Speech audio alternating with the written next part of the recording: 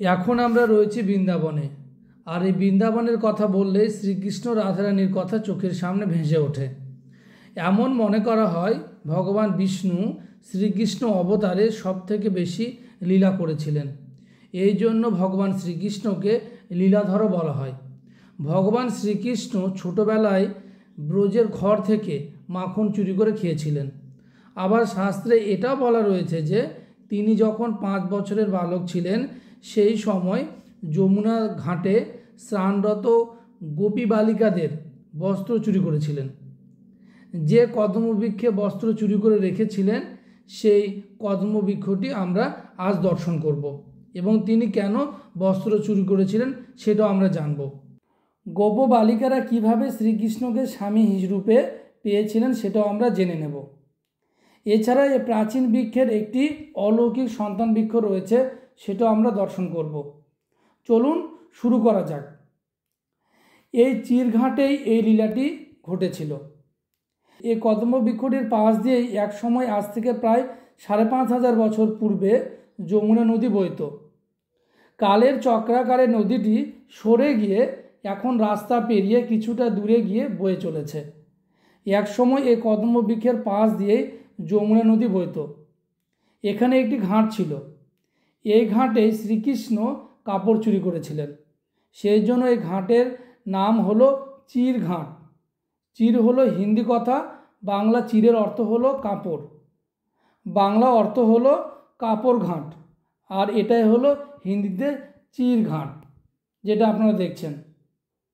দাপর যুগে যখন শ্রীকৃষ্ণ ছোট বালক ছিলেন সেই সময় গোপ বালিকারা শ্রীকৃষ্ণকে পাওয়ার জন্য কাত্যায়নী দেবী ব্রত করত। এই কাত্যায়নী ব্রত হলো সারা কার্তিক মাস জুড়ে প্রবল শীতের মধ্যে সকল গোপবালিকারা ব্রহ্ম মুহূর্তে উঠে এই চিরঘাটে এসে স্নান করে পরিষ্কার হয়ে যমুনা নদীতে যে বালি রয়েছে সেই বালি দিয়ে কাত্যায়নী দেবীর মূর্তি তৈরি করে ফুল, ফলমূল ও অন্যান্য পুজোর উপকরণ দিয়ে দেবীকে প্রসন্ন করার চেষ্টা করত এবং পুজোর শেষে তারা দেবীর কাছে শ্রীকৃষ্ণকে বর হিসেবে চাইত। এই ব্রত পুরো 1 মাস ধরে চলত। এই গোপ বালিকারা কঠিন সংযমের মধ্য দিয়ে এই ব্রত পালন করত। এই ব্রত চলাকালীন গোপ বালিকারা ব্রহ্ম মুহূর্তে যখন স্নান করত তখন স্নানের আগে তাদের পরা কাপড় খুলে নদীতে স্নান করত। স্নান করার সময় তাদের শরীরে কোনো কাপড় থাকতো না। এই ব্রত চলাকালীন শ্রীকৃষ্ণ অনেকবারই এখানে এসেছিলেন। বারবার গোপী বালিকাদের বলেছিলেন, তোমরা বস্ত্র পরিধান করে স্নান করো। কেউ কর্ণপাত করেনি শ্রীকৃষ্ণের কথা। একদিন হয় কি, ব্রত চলাকালীন ব্রহ্ম মুহূর্তে যখন সকল গোপবালিকারা বস্ত্র খুলে সেই বস্ত্রই নদীর পাড়ে রেখে নদীতে স্নান করতে নেমেছে, ঠিক সেই মুহূর্তে শ্রীকৃষ্ণ এসে সব পরার বস্ত্র এক এক করে এই কদম্ববৃক্ষের ডালে ডালে উঠিয়ে রেখে দেয়। আর তিনি একটি ডালে বসে এক মনে বাঁশি বাজাতে থাকেন। কিছুক্ষণ পর যখন সব গোপী বালিকাদের স্নান শেষ হয় তখন তারা যেই উঠতে যাবেন তখন তারা দেখেন তাদের বস্ত্র নদীর পাড়ে নেই। তারা বুঝতেই পারে না কোথায় গেল বস্ত্র। তখন হঠাৎ তারা এই কদম্ববৃক্ষের দিকে তাকাতেই দেখতে পায় শ্রীকৃষ্ণ বাঁশি বাজাচ্ছেন আর তার পাশে ডালগুলিতে ঝুলছে তাদের বস্ত্র। তারা সবাই চেঁচিয়ে বলে, বস্ত্র দাও কানাই, কেন তুমি নিয়ে গেছো? তখন শ্রীকৃষ্ণ বাঁশি বাজা বন্ধ করে বলে, আমি দিতে পারবো না, তোমরা উঠে এসে এক এক করে নিয়ে যাও। তোমাদের কার কোনটি বস্ত্র আমি তো চিনি না। গোপী বালিকারা লজ্জা পেয়ে বললেন, আমরা উঠতে পারবো না, আমাদের শরীরে কোনো বস্ত্র নেই যে। তখন শ্রীকৃষ্ণ বলে, নির্বস্ত্র হয়ে উঠতে পারবে না তো নির্বস্ত্র হয়ে স্নান করতে নেমেছিলে কেন তোমরা? তখন তো তোমরা নির্বস্ত্র হয়েই নেমেছিলে। তখন গোপবালিকারা বলে, কানাই, যখন আমরা সবাই নদীতে স্নান করতে এসেছিলাম ওই সময় এই স্থানে কেউ ছিল না। এ কথা শুনে শ্রীকৃষ্ণ বললেন, তোমরা কি করে ভেবে নিলে যে ওই সময় এই স্থানে কেউ ছিল না? কারণ আমি তো সব সময় সব জায়গায় অবস্থান করি। আর হ্যাঁ, ওই সময় আমার বাদেও আকাশে উড়ন্ত পাখিরা ছিলেন, আর ভূমিতে চলাচল করা ছোট ছোট জীবগুলো তো তোমাদের নির্বস্ত্র অবস্থায় দেখেছিল।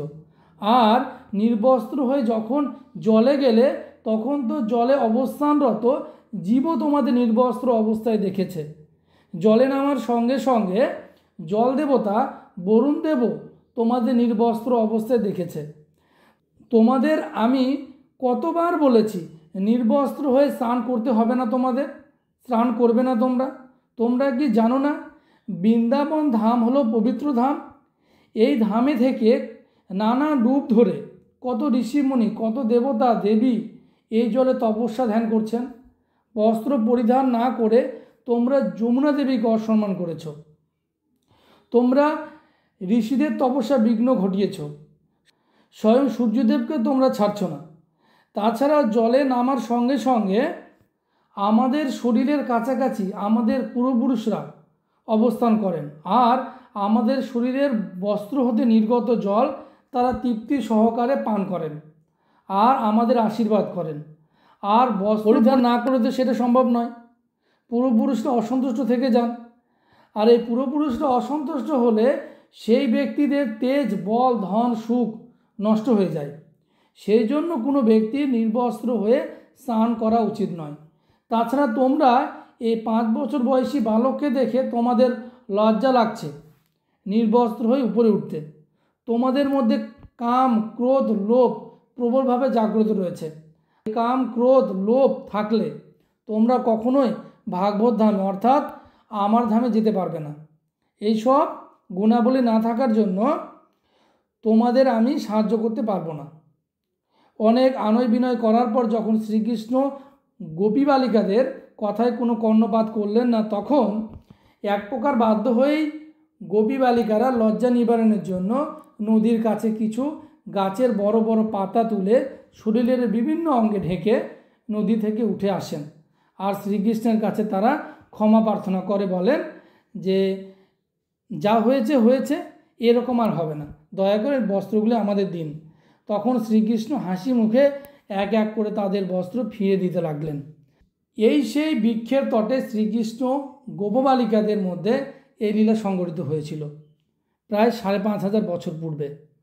এই জন্য অনেক ভক্তপ্রাণ মানুষেরা এখানে আসেন এবং এসে স্বইচ্ছায় তাদের কিনে আনা বস্ত্র এই গাছের ডালে বেঁধে তাদের মনস্কামনা ব্যক্ত করেন। এই সেই বৃক্ষ। এখন এই গাছের গোড়ায় যেটা আপনারা দেখছেন সেটা হলো শ্রীকৃষ্ণের বালক বয়সী চরণ যুগল। তখন শ্রীকৃষ্ণের 5 বছর বয়স ছিল। তার পাশে ভগবান বিষ্ণুর চরণচিহ্ন রয়েছে, শঙ্খ, চক্র, পদ্ম, গদা বিরাজমান। এছাড়া বৃক্ষটির পাশেই বহু প্রাচীন যমুনা দেবীর মন্দির রয়েছে। এই মন্দিরটি খুব জাগ্রত। মাতা যমুনা মাতার কাছে যা চাওয়া যায় সেটা তিনি অবশ্যই পূরণ করেন। এছাড়াও এই মন্দিরের চূড়ায় সেই বৃক্ষের একটি বাচ্চা বৃক্ষ রয়েছে। এই বাচ্চা বৃক্ষটি সাধারণত মরা মরা বৃক্ষ লাগে, কিন্তু যখন এই বৃক্ষের নতুন পাতা গজায় তখন এই বাচ্চা বৃক্ষের নতুন পাতা গজায়, গোটা বৃক্ষ নতুন পাতায় ভরে যায়। এটা অলৌকিক ব্যাপার, যেটা আপনারা দেখছেন, যেটা আপনাদের দেখাচ্ছি আমি। তো এবার বলি, কাত্যায়নী দেবী পুজো করে শ্রীকৃষ্ণকে গোপবালিকারা স্বামী হিসেবে চাইতো। এই কাত্যায়নী দেবী আশীর্বাদে গোপবালিকারা শ্রীকৃষ্ণকে স্বামী হিসাবে কিছু সময়ের জন্য পেয়েছিলেন। কি করে পেয়েছিলেন সেটা একটু জেনে নিই। ছোটবেলা থেকে শ্রীকৃষ্ণকে হত্যা করার জন্য মামা কংস নানান শক্তিশালী অসুর, রাক্ষস, রাক্ষসীদের পাঠাতেন। এইদিকে শ্রীকৃষ্ণের পালক পিতা মাতা নন্দ মহারাজ ও যশোদা মাতা শ্রীকৃষ্ণ বলরামের সুরক্ষার ব্যাপারে যশোদা মাতার পিতার গৃহে কামাবনে রেখে আসেন তাদের সেখানে শ্রীকৃষ্ণ বলরাম দাদু গৃহে থেকে গরুর রাখালি করত অন্যান্য গোপবালকদের সঙ্গে। সকালে তারা গরু নিয়ে বেরিয়ে যেত আর সঙ্গে খাবারের পুটলিও নিয়ে যেত। তারা সকলেই একসঙ্গে বিশ্রাম নেওয়ার সময় সবার খাবার একে অপরের সঙ্গে ভাগাভাগি করে খেত। একদিন হয়েছে কি, মধুমঙ্গল নামক এক সখা খাবার সেই রকম আনতে পারেননি। 3-4 দিনের বাসি ঘোল নিয়ে এসেছেন। সে মনে মনে ভাবে কিভাবে সবার সামনে এই বাসি ঘোল উপস্থাপন করবেন। সবাই যখন খাবার এক জায়গায় রাখছেন তখন এই মধুমঙ্গল সখা সবার দিকে পিট করে বাসি ঘোল ঢক ঢক করে খেতে লাগলেন। এই দৃশ্য শ্রীকৃষ্ণ দেখল। তখন মধুমঙ্গলকে ঘাড় ধরে টেনে শ্রীকৃষ্ণের নিজের মুখমণ্ডল দিকে সামনাসামনি করল। তখন শ্রীকৃষ্ণ বলল, কি মধুমঙ্গল, লুকিয়ে লুকিয়ে খাচ্ছ? তখন মধুমঙ্গলের মুখের ভিতর ঘোল ভরা ছিল। এটা দেখে শ্রীকৃষ্ণ লোভ সামলাতে না পেরে মুখ ভর্তি ঘোল গাল ভরা 2 গালে মুক্কা মারে। মুক্কা মারার সঙ্গে সঙ্গে মধুমঙ্গলের মুখ থেকে ঘোল ছিটিয়ে এই ইন্দ্রসেন পর্বতের নানা স্থানে ছিটে ফোঁটা পড়ে। আর কিছু ছিটে ফোঁটা ঘোল শ্রীকৃষ্ণের মুখমণ্ডলে পড়ে। আর সেই মুখমণ্ডলে পড়া ঘোল শ্রীকৃষ্ণ জিভ দিয়ে চেটে চেটে খেতে লাগলেন। এই দৃশ্য ব্রহ্মা তো দেখে অবাক হলেন। এটা তো ভগবান নয়, ভগবান হলে এক সাধারণ মানুষের মুখে একটু ঘোল চেটে চেটে খায় নাকি? এটা কোনো সাধারণ মানব হবেন, কিছুটা অলৌকিক ক্ষমতা রয়েছে হয়তো তার মধ্যে। তাই শ্রীকৃষ্ণকে পরীক্ষা করার জন্য তার যত সখা ছিল আর তার যত গোমাতাদের যত বাছুর বাচ্চা ছিল সবাইকে উঠিয়ে নিয়ে ব্রহ্মা নিয়ে চলে যান। এইদিকে শ্রীকৃষ্ণ অনেক খোঁজাখুঁজি করার পরে তার সখা গরু বাচ্চাদের না পেয়ে চিন্তায় পড়ে যান। পরে ধ্যানযোগে জানতে পারেন যে এটা ব্রহ্মার কাজ। ব্রহ্মা তো ব্রহ্মলোকে গভীর নিদ্রায় তাদের রেখে দেন। এইদিকে শ্রীকৃষ্ণ চিন্তায় পড়ে যান। উপায় না পেয়ে নিজের স্বরূপ পরিবর্তন করে একে একে সব সখাদের নিজের দেহ থেকে সৃষ্টি করলেন। গোমাতাদের জন্য বাচ্চাদের সৃষ্টি করলেন নিজের শরীর থেকে। এই রকম 1 বছর চলেছিল। এই সময়ের মধ্যে গোপ সখাদের সঙ্গে ওই কাত্যায়নী ব্রত করা গোপ বালিকাদের বিয়ে হয়েছিল। গোপ সখাগুলো যেহেতু শ্রীকৃষ্ণের স্বরূপ ছিল তাই মনে করা হয় শ্রীকৃষ্ণকে তারা পতি হিসাবে পেয়েছিলেন। এছাড়া এই গোপ সখাদের মাতারাও মনস্কামনা অনুযায়ী শ্রীকৃষ্ণকে পুত্র হিসাবে কিছু সময়ের জন্য পেয়েছিলেন। গোমাতারাও পেয়েছিলেন সন্তান হিসেবে। শ্রীকৃষ্ণ সবার ইচ্ছেই পূর্ণ করেছিলেন। এই চিরঘাটটি হলো সিঙ্গার বট ও কেশিঘাটের মধ্যবর্তী স্থানে অবস্থিত।